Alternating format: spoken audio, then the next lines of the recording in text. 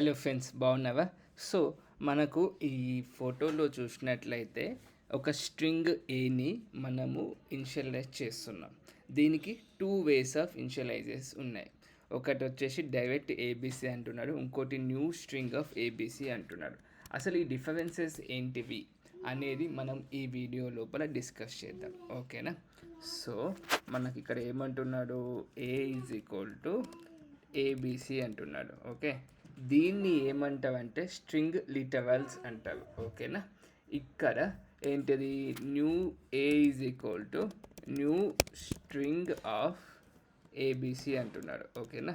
ఈ న్యూ అనేటువంటి కీవర్డ్తో కూడా మనం ఒక స్ట్రింగ్ని క్రియేట్ చేయొచ్చు, ఓకే.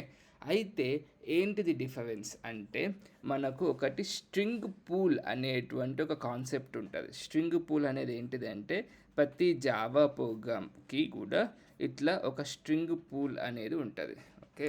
సో నేను దీన్ని ఏమంటా అంటే స్ట్రింగ్ పూల్ అంట, ఓకే. ఇప్పుడు నేను ఏకి సపోజ్ ఈ స్ట్రింగ్ పూల్ లోపల మిగతావి అన్నీ కలుపుకొని నాకు ఏమేమి ఉన్నాయంటే లైక్ ఏబిసి, ఇంకొకటి అట్లా అనుకుందాం, ఓకే. బీసీఈ సంథింగ్ ఇట్లా కొన్ని ఉన్నాయి, ఓకే. ఇట్లా కొన్ని వేరియబుల్స్ అనేవి ఉన్నాయి, ఓకే. సో ఇప్పుడు నేను ఏ ఈజ్ ఈక్వల్ టు ఏబిసి అంటే ఏం చేస్తుందంటే, కంపైలర్ ఫస్ట్ స్ట్రింగ్ పూల్లోకి వెళ్ళేసి ఈ పూల్లో నాకు ఈ వేరియబుల్ ఉందా లేదా అని చెక్ చేసుకుంటుంది. ఉంటే ఆ రిఫరెన్స్ని ఆ స్ట్రింగ్కి అసైన్ చేస్తుంది, ఓకేనా. రిఫరెన్స్ అంటే ఏంటిది, ఇక్కడ మెమొరీ లొకేషన్, ఓకేనా.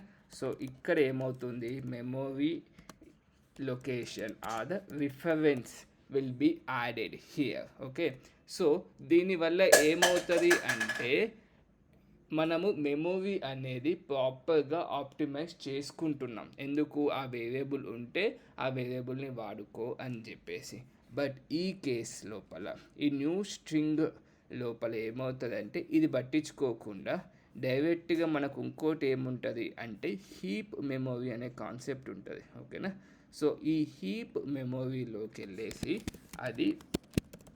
ఆ హీప్ మెమరీలోకి వెళ్ళేసి ఏబీసీ అనేది క్రియేట్ అవుతుంది డైరెక్ట్గా.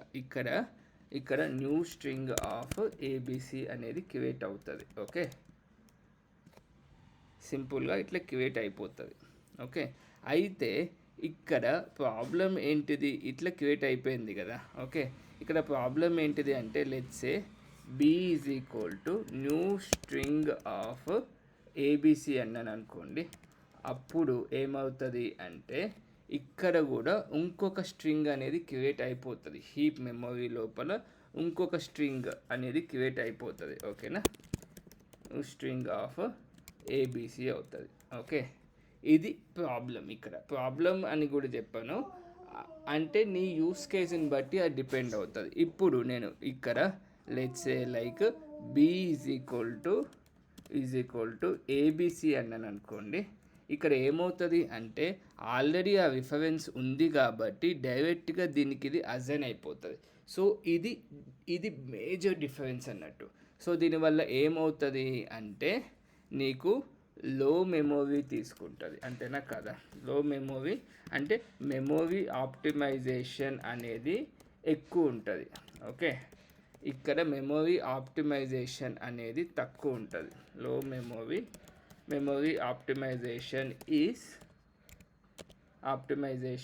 ఈజ్ లో, అంతేనా కదా, ఓకే.